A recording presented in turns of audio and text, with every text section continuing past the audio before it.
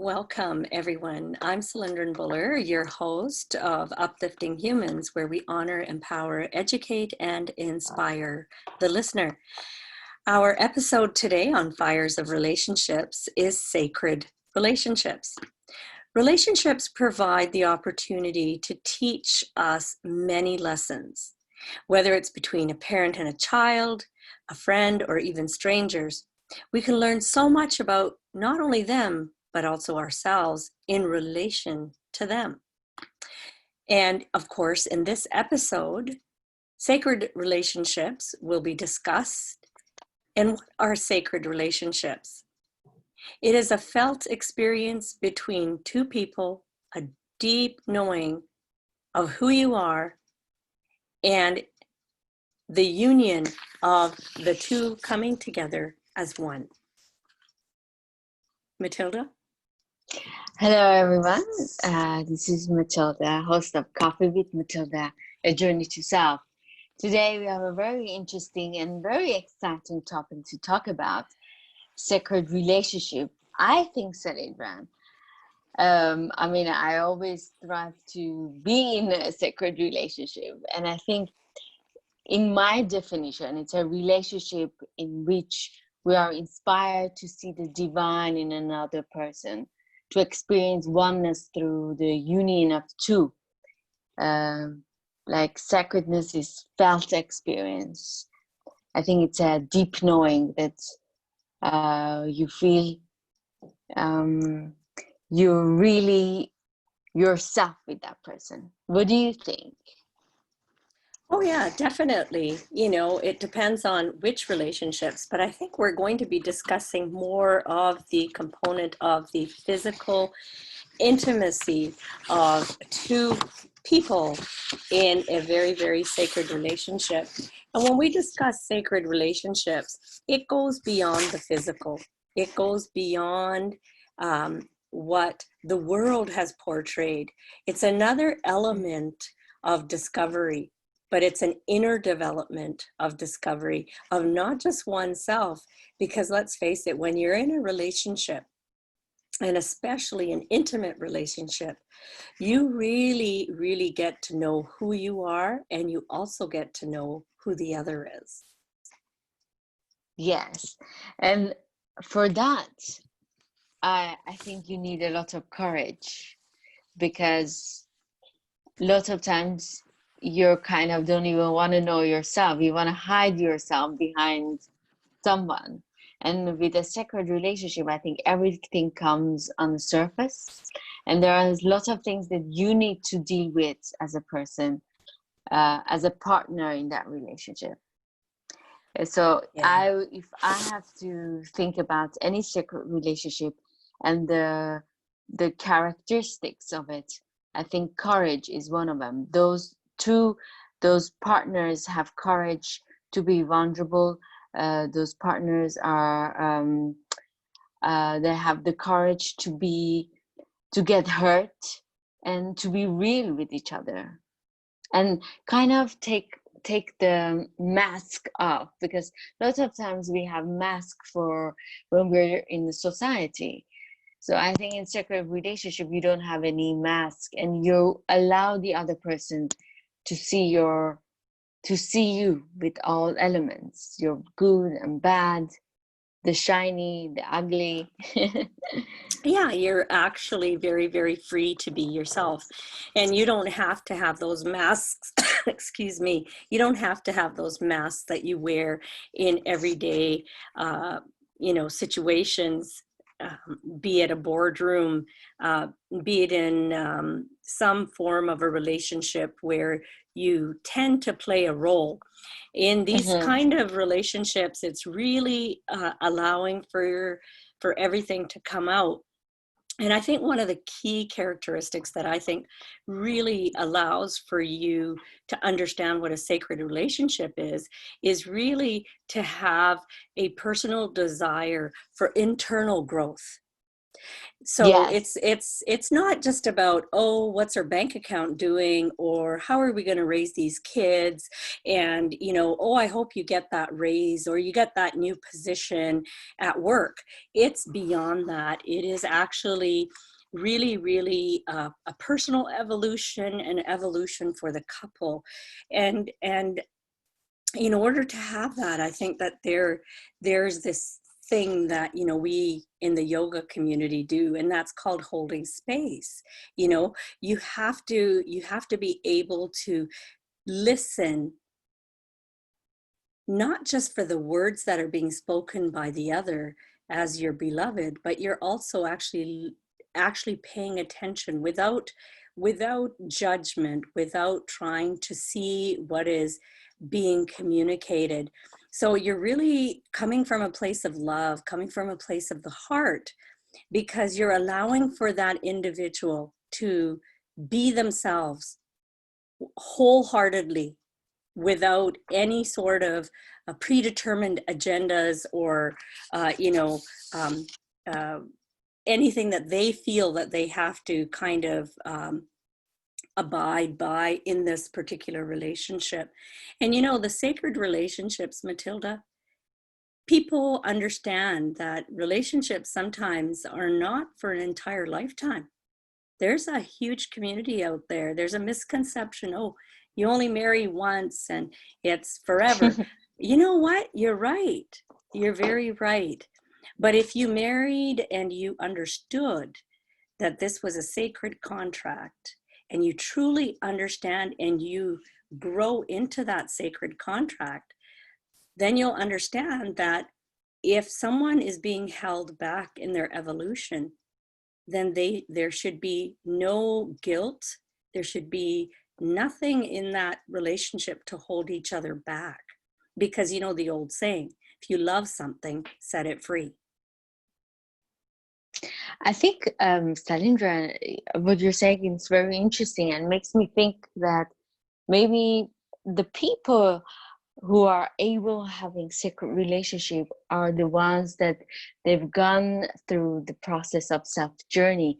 So they are really understanding that relationships are very important, not to have the other person, but to help you to grow, and you have to help the other person to grow as well. And the destiny and the end is not the destiny, it's the journey that they are having it together. And if they can encourage the other partner to become the best version that they can, then they've done their job. So I think in a sacred relationship, the evolution is the main purpose of the relationship. It's the reason that they want the best for the other person, and they want the other person become the best version that they can be. So a lot of relationship that we talked before, they have different purposes. Maybe it's financial purpose, it's a status purpose, or I don't know, lack of love or loneliness, they're getting married or they find a partner. This kind of relationship can never be secret, because the purpose is not helping the other person to evolve the best version that they can be, and in this process you evolve with them as well. Yes, 100%. And I think that, for the listener out there, I think a sacred relationship,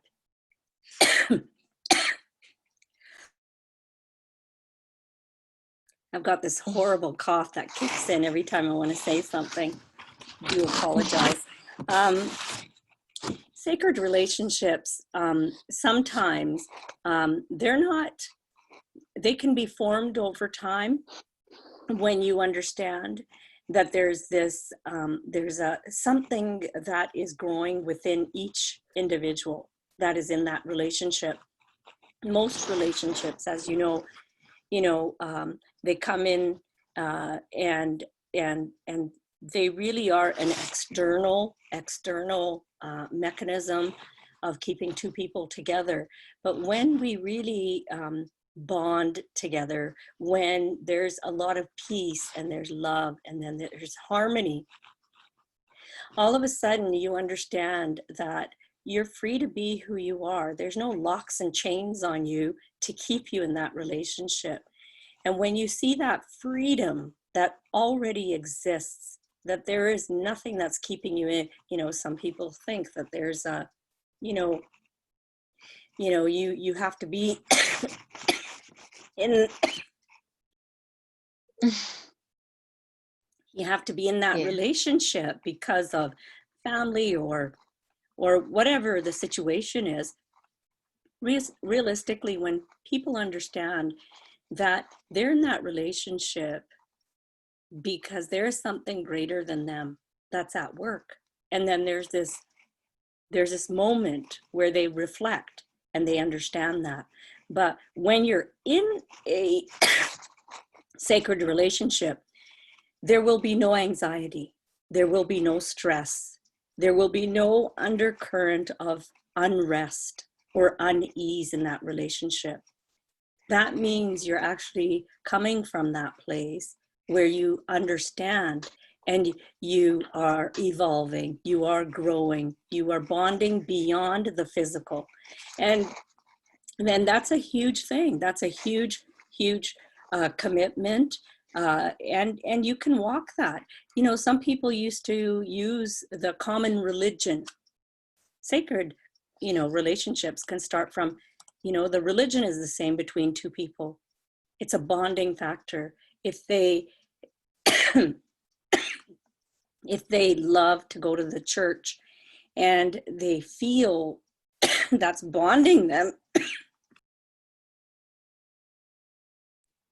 Yeah. that is the first step for many people of my mother's generation, Matilda. What made them stay together? What made them bond together?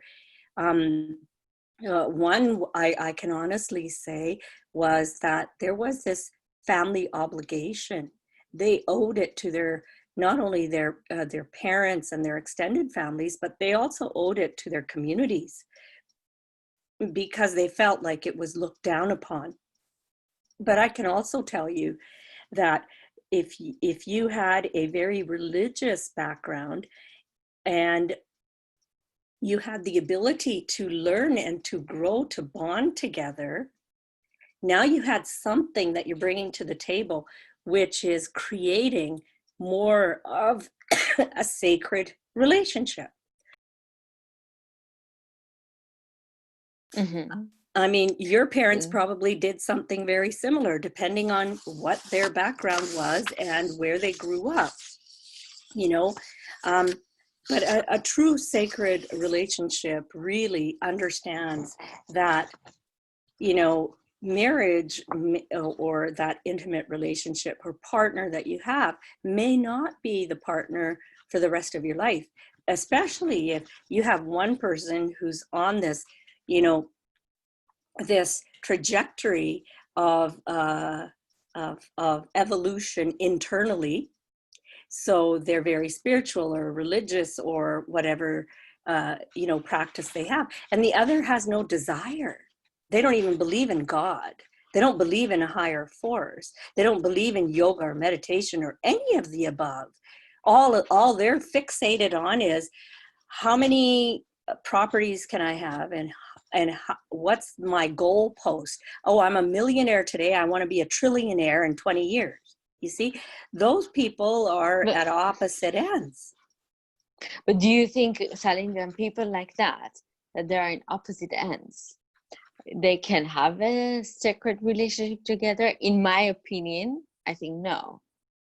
Well, they can, as long as they have something that brings them together and allows for them to understand that there is something beyond the physical. It's a sacred relationship is really formed on something which is very internal. It's not very external. And so just like you had said, you got to drop your masks. Well, if you're dropping your masks and you're able to, go to the bathroom with the door open and someone else is picking up and cleaning after you, well, of course, you're getting beyond the physical, right? Now, and what will happen is that you have one who's totally worldly and ready to collect every material thing that they can because, I don't know, maybe that's where they were for whatever reasons. And then you have the other one. Well, there's going to be this push-pull, just like we discussed last week. There's this push-pull that happens in relationships. Mm-hmm. And so slowly, depending on, if this individual here who's the billionaire, trillionaire, and I can guarantee you at some point, if they don't get that raise, or if they don't get that next position, or if they do not have their health falling apart, something's going to wake them up. Something's going to come.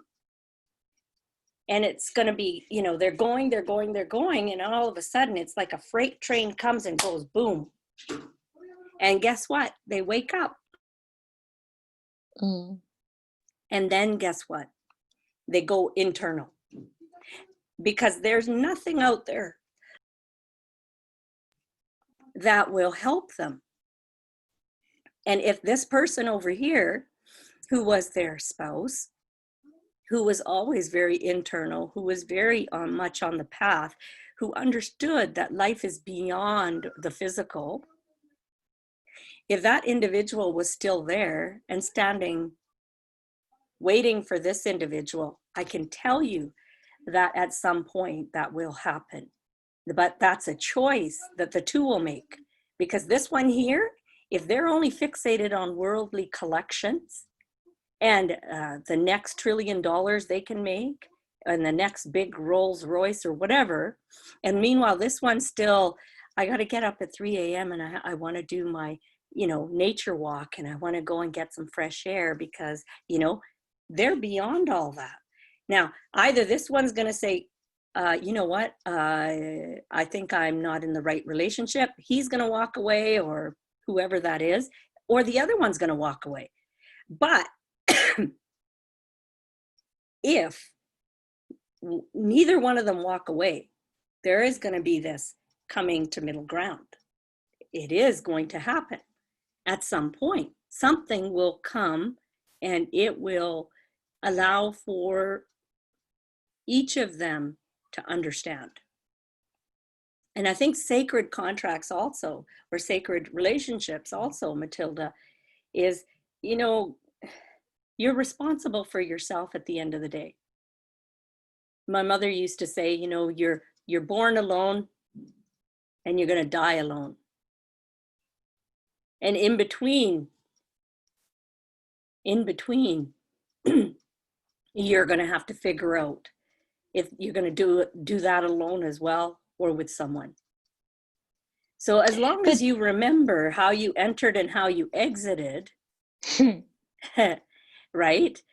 And what did you want to get out of this? Because I could tell you, there's statistics out there. And I think I've expressed this before on one of the shows that we had with Fires of Relationships, that they went and they interviewed people of power, people that were somebodies, people that had money, people that had, the fortune and the fame and everything else you can think of. And when they went and they interviewed them on their deathbeds, and they were asked what was the one thing that they would go back, their regret, is that they wished that their life was lived. They wished that they had lived their life. That all the money in the world didn't make any difference to them, and all the toys that they had didn't make any difference to them. Because it goes back to the most valuable things, Matilda, you were blessed with when you were born. You were born with that. You were born with health. You were born with your possibilities. You were born with love. You were born with eyesight. You were born with hearing. You were born with everything that you ever really needed. You even have a beautiful pharmaceutical pharmacy inside your very body. It knows how to fix when it's being broken. Yes. Right? You cannot buy Mm-hmm. that. Even the best medicine out there in the world can't fix half the stuff that your body does on its own without being asked.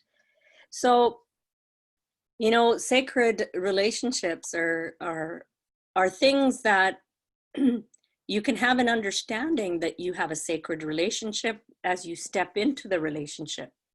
You could be bonding with a person that you don't know why, but this person has something about them. It's kind of like, you know, when you see two people and you don't understand, how did these two people ever get together? When you physically see them, or you see them like they are opposites, or many times you look and you're almost looking, wow, that's a different kind of match. Could be older, one could be really younger. Well, you know what? Who are we to judge? There was something inside of them that could have been a sacred relationship understanding that is beyond, you know, our eyes can't just tell us.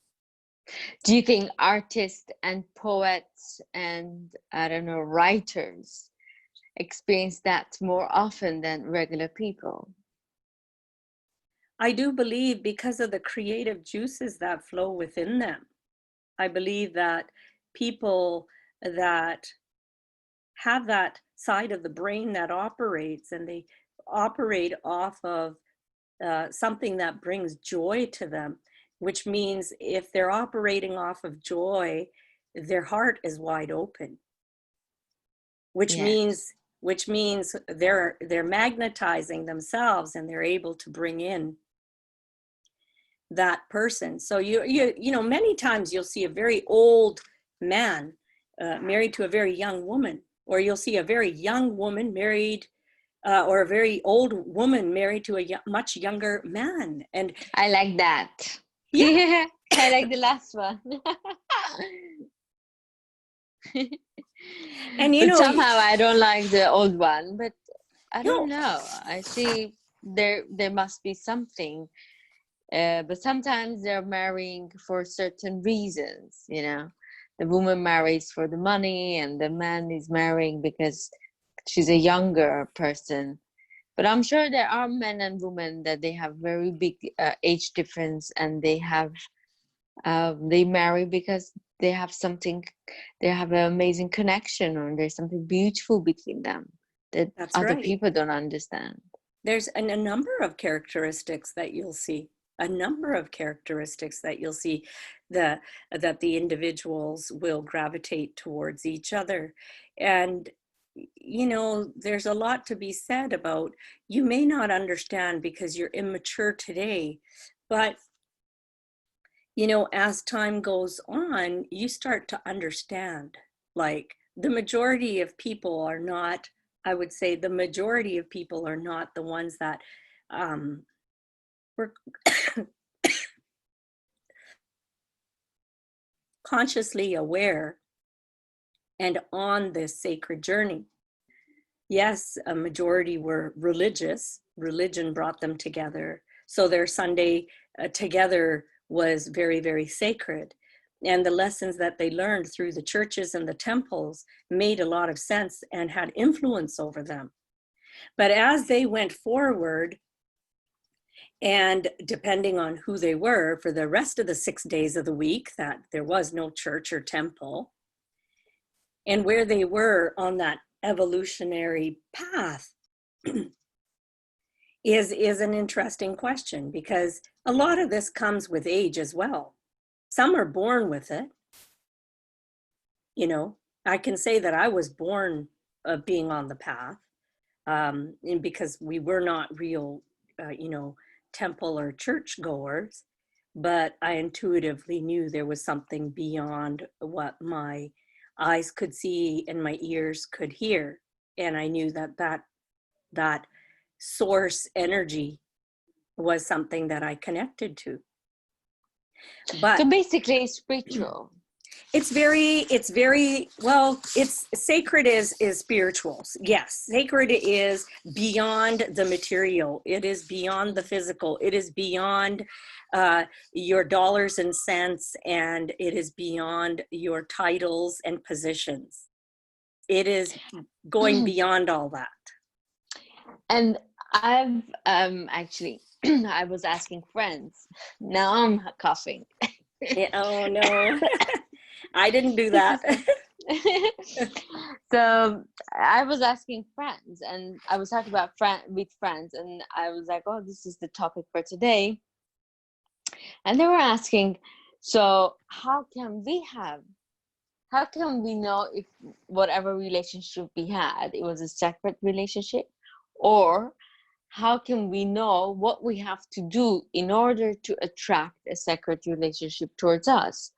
So can you explain that, Cylindra? How would someone know that they've been in a sacred relationship? I think everyone has been in a sacred relationship to a certain degree, because whether it's between a parent and a child, and you understand the bond between a parent and a child, and especially a mother and a child, whether it's friends or even strangers, and their deep connection, because I don't need to hesitate or hold anything back, because you're a good friend and you understand everything. So that is a sacred contract. Very interesting. So yeah, because lots of people feel like a sacred relationship is just a romantic one. So it's very nice that we can explain it to. It can be to anyone. Sometimes maybe a stranger can give you a sacred relationship for a couple of minutes, and that I've had one, I think, with a stranger, which was very interesting, and I still remember her.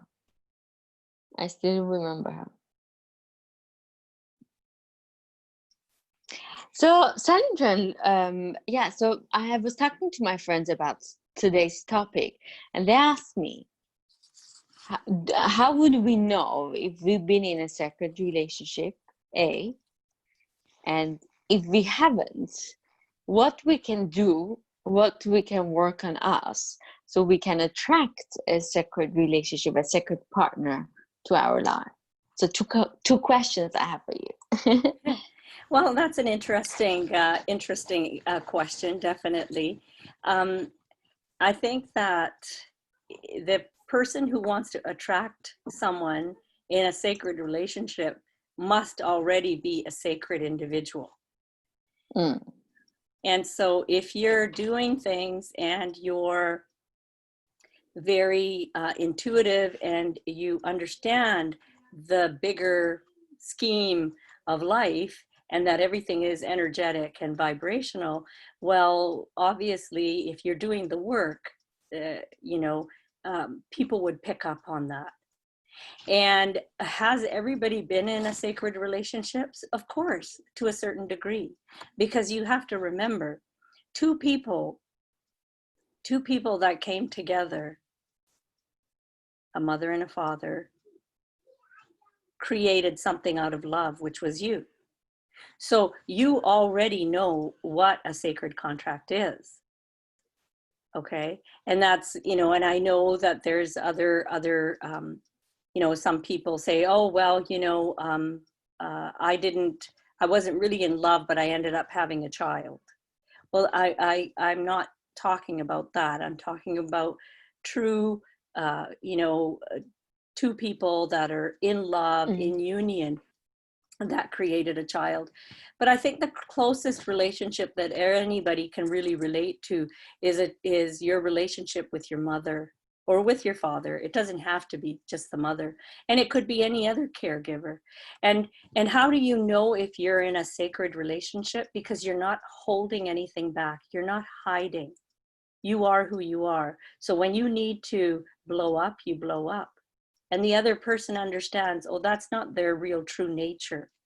It was really something that just allowed for that one moment for that thing to happen. You understand? They know you, they can finish your sentence for you. Do you think So by what you're explaining to me, do you Yeah. think a stranger can be a secret for, I don't know, you're at a bar, you're meeting someone, or you're Strangers, yes. at a library, you're meeting someone, or you're in a grocery shop, you're meeting someone, and you have 5 minutes or maybe 1 hour max exchange. Do you think even that can be a sacred relationship? 100%. I had one with a girl I met in New York, and I remember her. I don't remember her name. Was it? I don't even think we exchanged name, but she changed my course of life, and I really think she was a sacred connection at that moment. 100%. Because, you know, it could be just a fleeting moment of you crossing each other's paths. Yeah, And you cannot get that person out of your mind because there was some exchange, even though it may not even be verbalized, even though it may yeah, never be communicated. You have a moment, just a moment of an exchange. Two people, you recognize each other from somewhere, and there was something beyond the eyes, beyond the ears, beyond your senses. yeah. That was a sacred relationship, split second. You know, it is beyond charisma, because people say charisma. You know, charisma cannot be taught. And so it's a beautiful way of really truly understanding, because when you take your senses out of it and it's beyond that.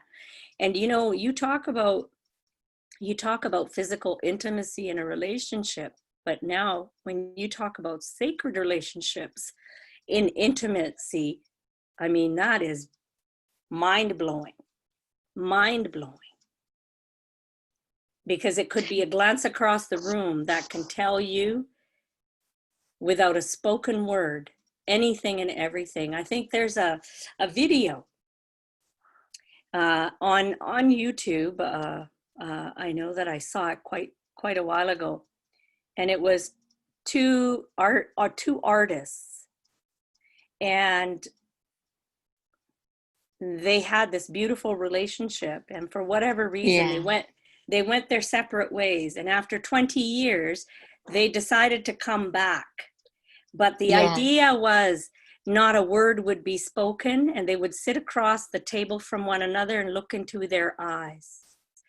They sat there and they had I don't know, 100 photographers taking pictures of them, because they were both very famous. They had a I think sacred relationship. it's Serbian artist Marina Abrajovic. I think that's Yeah, how. That's possibly. Yeah.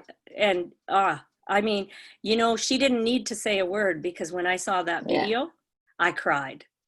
And I cried because at a level of oneness, at a level of spirit to spirit, she didn't need to say a word. I felt every emotion that must have gone through her body. actually, they have a very interesting love affair. They have a beautiful love affair. They walk China wall, and at the end, they would get separated from each other. And it's interesting that I see lots of artists can understand that magical, that poetry of two human beings connecting together, and not in a physical way, in much more than that, as your soul connects and you just feel one, which It's I think spirit. we, That is spirit to spirit. It's not human to human. That is spirit to spirit. That is the sacredness that I'm talking about. For any listener out there, that is spirit to spirit. That is the sacredness that we are discussing here. Now, imagine if you were in an intimate relationship with someone, but you were also in realization that that relationship was also a sacred relationship. Now, mm, imagine the fire that would be created between the two. And no, it doesn't belong just to artists. It does not just belong to a musician, or any sort of arts individual, as long as the individual understands there is something beyond their physical. That's the requirement. The requirement is that you understand and comprehend, and you live from that place beyond your physical. So a lot And of people, Salinda, sorry, I'm cutting, because they're no, going to think this way. Lots of people think that a sacred relationship is a soulmate relationship, but I believe what you're explaining, it's totally different, or it's not. well, when it depends on your definition of soulmate.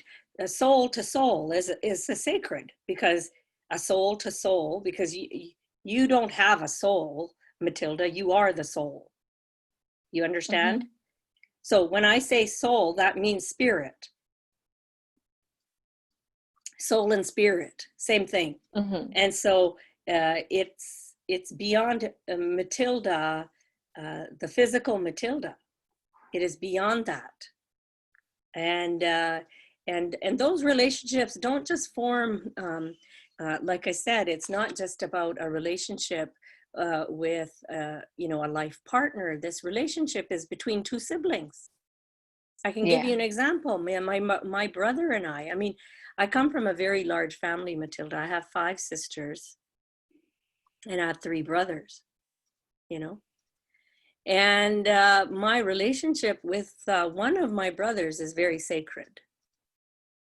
Does the other ones get jealous? No, I think that there's just a realization from ever since I was born and he was born. He's the middle boy and Mm-hmm. I'm the middle girl. There's a realization that there's a level of understanding between the two of us. He doesn't Very need to nice. explain everything. He doesn't need to say everything. Uh, he knows that his best interest will always be taken care of. He knows that, and I know that. If I was caught between a rock and a hard place, I know that he would know that I am, Oh, you that's know? beautiful. Yeah. Now, you talk about sacred relationships and you say, it's the bond that you have. It's beyond the bond, because my greatest, I think, bond would be like something that holds you together, right? It is Yeah. beyond bond. It's beyond the bound, beyond the bound. And on how I can explain it is that if if for instance my parents, they passed away, very sacred relationship with my mother, and when I look at her freedom, she went into her next life, I'm very happy for her. I didn't want to hold her back here. I did not want her to be here for me. I wanted her to to have her freedom. Mm. You understand? Yes. And so when you're in a sacred, intimate, sacred relationship, and you think that the other partner has to stay with you or is with you because they have to be, then it's not sacred. When you say, I love you very much and I accept everything, everything, the whole you, the whole you, I accept everything about you. And that means everything. So for that, Salindran, I think there has to be trust. There has to be a tremendous trust, and both partners needs to feel very safe with each other. It's beyond safe. It's beyond trust. It's a knowing. Mm-hmm. It's a knowing that if my husband were to leave me tomorrow, yes, I will miss him. Maybe I still need him in certain ways, But if I'm in a sacred relationship, I realize that he has to be free. He has to be free. I Oh my God, cannot that's a hold bit him back. difficult to understand. For some people, will be very difficult to understand. I remember a couple of years ago, I met a woman that her husband left her, and she was devastated. He left her for another woman, and she was saying, "Oh, and they're in love, and they have an amazing life together." And he left me, and he was condemning the man. In my opinion, I was feeling very hurt for that wife, but at the same time, I'm like, if your husband comes and tells you he's in love with someone else, what can you do? You have to, or vice versa, your wife comes to you, you have to let them go. I mean, you cannot keep them. That's it. There were, what you have to understand, Matilda, is nothing is really truly yours, ever. Yeah, you're Nothing is. borrowing. Nothing is really truly yours. If someone stays with you, they're staying because they want to, Yes. not because they have to.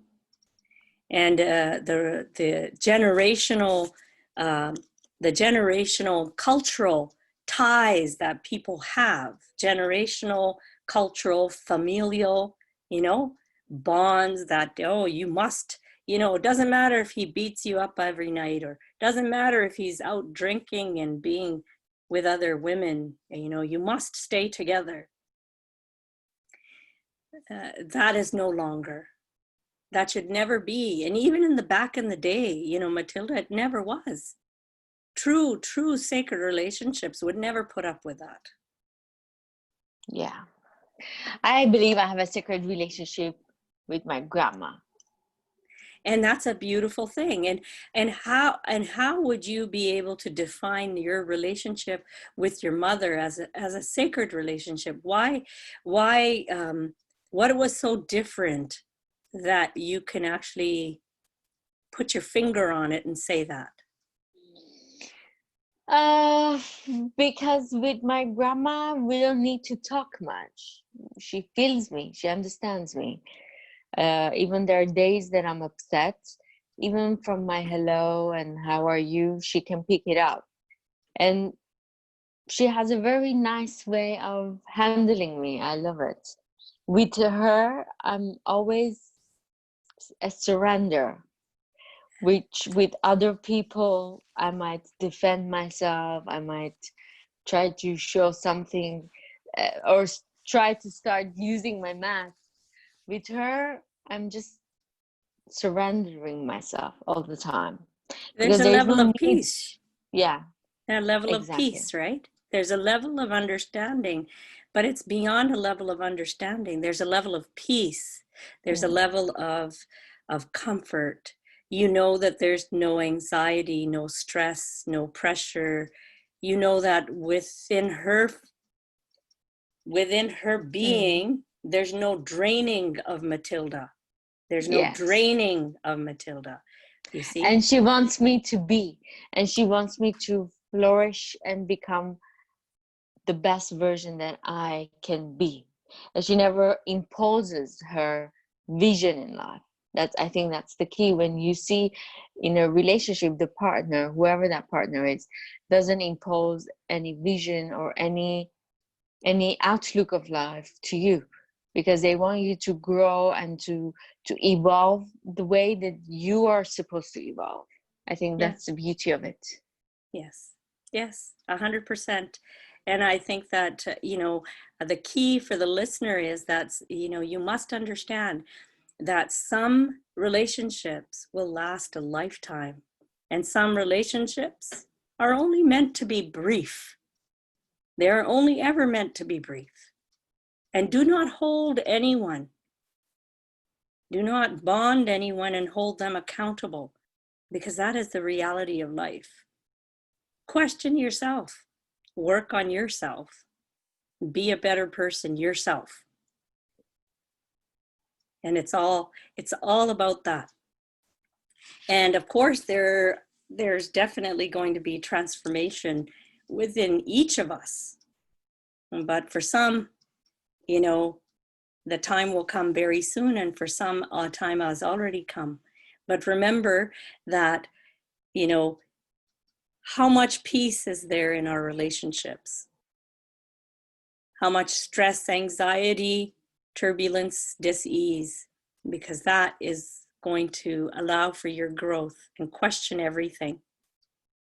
Question everything. It keeps you aware.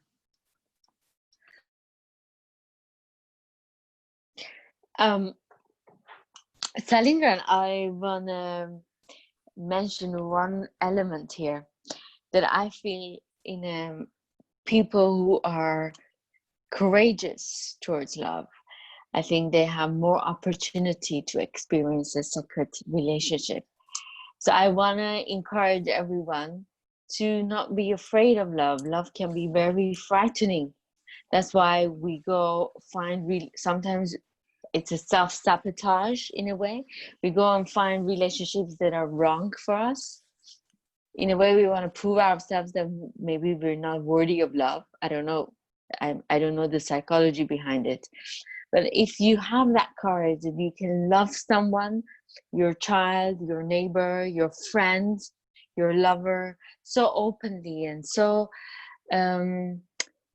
generously, and you're going to be okay that if they leave you and if they even don't appreciate your love or they don't appreciate your friendship, that doesn't matter. You gave your all, and I think that's a good practice for the next person that comes. So you learn how to become whole, how to give, and hopefully one day you will receive back that kind of a love as well. That's my 100%. Yeah. suggestion. 100%. You know, we're always evolving, Matilda, always moving forward. And we like to call it growth. We like to call it evolution. But I know one of my favorite things, and it's interesting because I've written it down and I look at it often, and that is, you know, until you start having an honest conversation about who you are. Yeah. Who you are and what demons that you battle with, where you lack, and what you truly want, love will continue to be a temporary visit. Oh, nice. Hey, if you don't love yourself, how can you? Again, we're coming back to that, Salindran, to the first section. I think for a sacred relationship, A, you have to really love yourself. B, you have to really love your partner. And C, you really need to love the relationship together you have. So that's right. It's a lot of love there. Yeah. Yeah. Well, I think that brings us to the, you know, the final moments of the show. And I hope that people got a lot out of this, because I think, you know, it's a conversation that is forever unfolding and growing. And I just want to say thank you to all the listeners. And I'm Salindran Buller, the host of a podcast named Uplifting Humans, where we honor, empower, educate, and inspire the listener with real stories and expert advice. And thank you for listening. I'm Matilda Tavanian. I'm the host of Coffee with Matilda, A Journey to Self. And I hope we will continue with different other episodes of relationships, because I believe your whole life is relationships, relationship with people, relationship with things, and the quality of your relationship is your quality of life. So, Salindra, until next time. Yes. Ciao. Thank you. Bye-bye. Bye-bye.